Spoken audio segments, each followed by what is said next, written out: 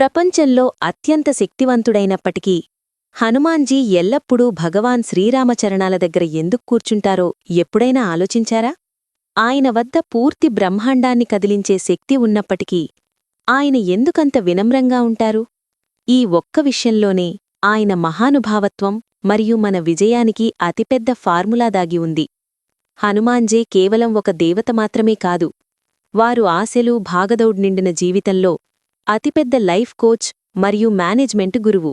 ఆయన జీవితం మనకు ఇలా బోధిస్తుంది: మనకు స్వయంగా సందేహం కలిగినప్పుడు మన ఖోయిన శక్తిని ఎలా గుర్తించాలి, కష్టకాలంలో సరైన నిర్ణయం తీసుకోవడం, పెద్ద విజయం వచ్చిన తర్వాత కూడా భూమికి అతుక్కుని ఉండడం ఆయన మనకు నేర్పుతారు. మనసు స్వచ్ఛంగా ఉంటే, ఉద్దేశం మంచిదైతే, భక్తి మరియు సమర్పణ మన అతిపెద్ద శక్తిగా మారతాయని ఆయన భరోసా ఇస్తారు. ఆయన చరిత్ర మనకు భయాన్ని ఎదుర్కొనే ధైర్యాన్నిస్తుంది. హనుమాన్ చాలీసా ద్వారా అశాంత మనస్సును ఎలా శాంతపరచాలో వివరిస్తుంది. ఆయన ఒక జాగృత దేవత. ఇతరుల సేవ మరియు స్వభావంలో వినమ్రత ఉంచడమే దేవుని ప్రేమ మరియు జీవితంలో విజయం రెండింటినీ పొందే మార్గమని గుర్తుచేస్తారు. హనుమాన్జీ గురించిన కథ. హనుమాన్జీకి ఒక కాలంలో సెల్ఫ్ డౌట్ ఎలా వచ్చింది? ఎందుకు వారిని ప్రపంచంలో అత్యంత విజయవంతమైన మేనేజ్మెంట్ గురువుగా భావిస్తారు? హనుమాన్ చాలీసా పఠనం వెనుక ఏ విజ్ఞానం ఉంది? విజయానికి హనుమాన్జీ ఇచ్చే 5 మంత్రాలేమిటి? మరియు హనుమాన్జీని చిరంజీవి మరియు జాగృత దేవత అంటారు ఎందుకు? ఇప్పుడు మొదటి ప్రశ్న, సెల్ఫ్ డౌట్ గురించి. హనుమాన్జీ నుండి మనం సెల్ఫ్ డౌట్పై పనిచేయడం నేర్చుకోవచ్చా? చూడండి, ఈ రోజుల్లో మనం తరచుగా సెల్ఫ్ డౌట్ లేదా మన సామర్థ్యంపై సందేహం అనే వ్యాధితో పోరాడుతుంటాం. దీన్ని ఆధునిక విజ్ఞానశాస్త్రం ఇంపోస్టర్ సిండ్రోమ్ అంటుంది. హనుమాన్జీ కూడా ఒకప్పుడు అదే మానసిక స్థితి గుండా వెళ్లారు. సముద్రాన్ని దాటాల్సిన సమయంలో నిశ్శబ్దంగా తీరంలో కూర్చున్నారు. ఆయనకు తను ఎగరగలడని గుర్తులేదు. ఇది మనకు ఇలా బోధిస్తుంది: మనందరి లోపల అనంత శక్తులు నిద్రాణంగా ఉన్నాయి. వాటిని మేల్కొల్పడానికి సరైన ప్రేరణ మరియు గుర్తుచేసేవాడు, జాంబవంతుడిలాంటివాడు అవసరం. హనుమాన్జీకి తన శక్తుల గుర్తు వచ్చిన వెంటనే అసాధ్యాన్ని సాధ్యం చేశారు. ఈ కథ మనల్ని ప్రేరేపిస్తుంది. మన మానసిక అడ్డంకులను తొలగించి లోపలి ఆ హనుమాన్ను మేల్కొల్పాలి. ఆయన ఏ ముష్కిలికీ పెద్దవాడు. తరచుగా మనం మన పరిమితులను మనమే నిర్ణయిస్తాం, కాని వాస్తవంలో మన సామర్థ్యాలు అనంతం. కేవలం భయాన్ని వెనక్కి నెట్టి ఒక్క దూకుడు వేయడం మిగిలి ఉంటుంది. మీరు మీపై భరోసా పెట్టుకోవడం మొదలుపెట్టగానే ప్రకృతి కూడా మీకోసం మార్గాలు సృష్టిస్తుంది. హనుమాన్జీ కథ ఇలా బోధిస్తుంది: శక్తి శరీరంలో కాదు, సంకల్పాల్లో ఉంటుంది. మీరు తెలుసా, హనుమాన్జీని ప్రపంచంలో అత్యంత విజయవంతమైన మేనేజ్మెంట్ గురువుగా ఎందుకు భావిస్తారు? చూడండి, ప్రబంధన మరియు వ్యూహంలో హనుమాన్జీకి సాటి ఎవ్వరూ లేరు. వారిని అత్యంత విజయవంతమైన మేనేజ్మెంట్ గురువుగా భావించడానికి కారణం, పరిమిత వనరులను ఎలా ఉపయోగించాలో వారికి తెలుసు. ఉదాహరణకు, లంకా అభియానాన్ని ఒక ప్రాజెక్టుగా చూస్తే ఆయన కూటనీతి అసమానం.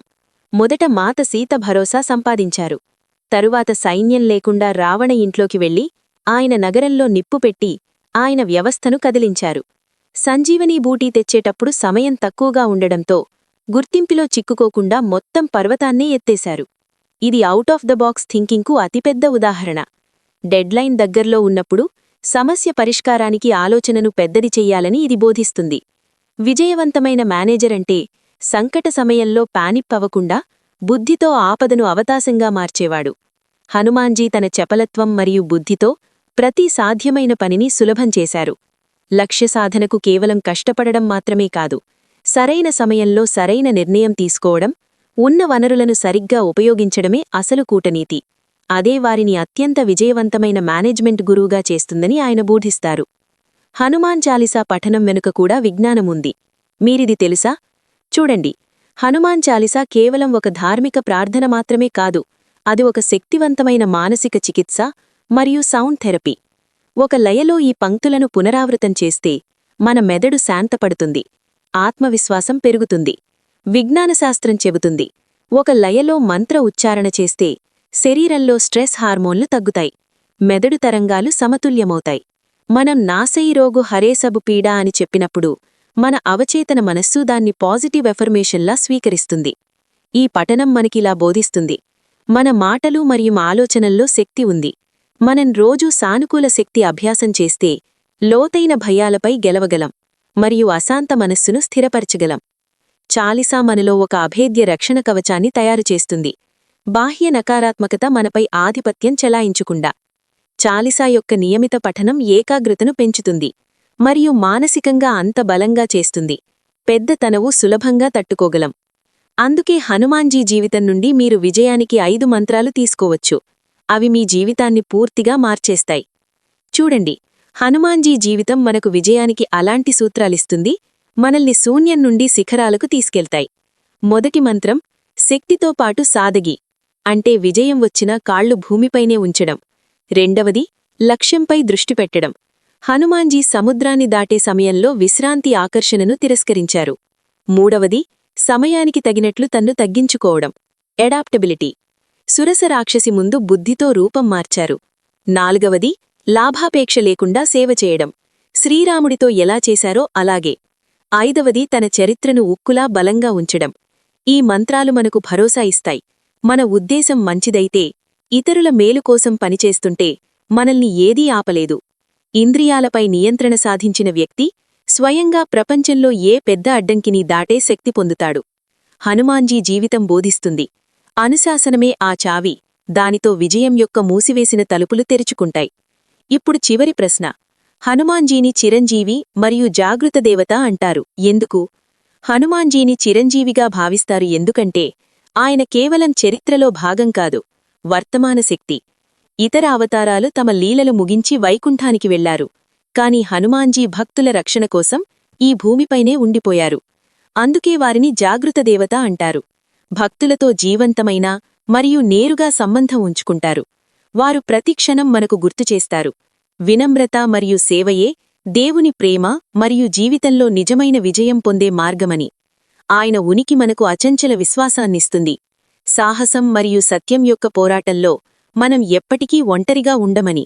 ఆయన ఇప్పటికీ అక్కడే ఉన్నారు, ఎక్కడ శ్రద్ధతో రామకథ చెప్పబడుతుందో అక్కడ. హనుమాన్జీ చిరంజీవి అవడం, ధర్మం మరియు న్యాయ రక్షణ శక్తులు ప్రతి యుగంలో జీవంతంగా ఉంటాయని హామీ. వారు మనకు బోధిస్తారు, మరణం శరీరానికి మాత్రమే, అమరత్వం మహాన్ కార్యాలు మరియు భక్తి ద్వారానే లభిస్తుందని. ఆయన ఉనికి మనకు ఈ ధైర్యాన్నిస్తుంది. కలియుగం, ఈ కష్టకాలంలో కూడా ధర్మమార్గాన్ని వదులుకోవాల్సిన అవసరం లేదని. మొత్తానికి చెప్పాలంటే, హనుమాన్జీ జీవితం నుండి మీరు జీవితాన్ని సరిచేసుకోవచ్చు, మీ అహంకారాన్ని చిన్నగా చేయవచ్చు, సంకల్పాన్ని విశాలం చేయవచ్చు. మీరు సేవాభావంతో ఉంటే పూర్తి ప్రకృతి మీ సహాయానికి నిలుస్తుంది. మీరు ఇప్పుడు ఒత్తిడి, భయం లేదా ఆత్మవిశ్వాసం లోపంతో పోరాడుతున్నట్లయితే కేవలం ఒక్కసారి కళ్ళు మూసుకుని ఆ సంకటమోచనుణ్ణి ధ్యానించండి మరియు గుర్తుంచండి, హనుమాన్జీ ఇప్పటికీ అక్కడే ఉన్నారు, సత్యం ఉన్నచోట. మీరు మీ పనిలో నిజాయితీగా ఉంటే బజరంగబలి మీతో ఉన్నారు. ఈ వీడియో మీకు నచ్చితే కామెంట్ సెక్షన్లో జై శ్రీరామ్ అని తప్పకుండా రాయండి. సబ్స్క్రైబ్ చేయడం మర్చిపోకండి. తదుపరి వీడియోలో కలుద్దాం. జై శ్రీరామ్.